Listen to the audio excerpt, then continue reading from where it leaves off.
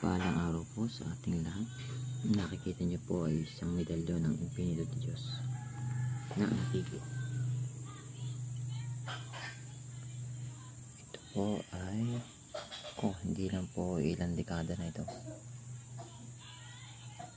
Niligyan ko na nga po ng pulupot yung tali at manipis na gagapapil na ito. Kaya kahit binburan ko ng pamo, ang laki pa rin ng butas niya. Diyan sa kanipis ang tangkay. Makikita niyo po sa medalyon pag matagal na ay yung pinakabutas-butas niya.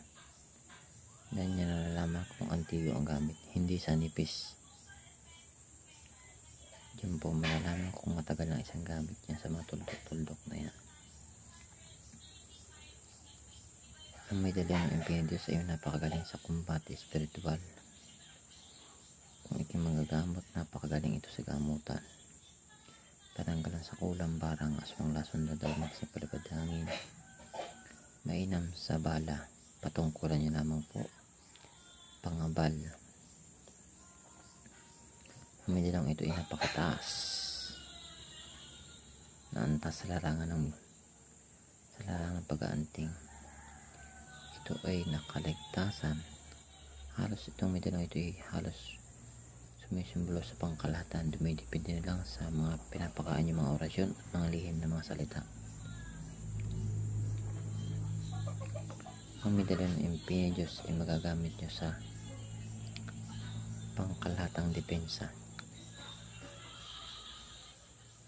Ang Impinito rin sa kasabihan ng karamihan ay kung ikay magmumutya ay tutulungan ka nito kapag ito ay impinitong nasa loob ng bato na hindi binyagan.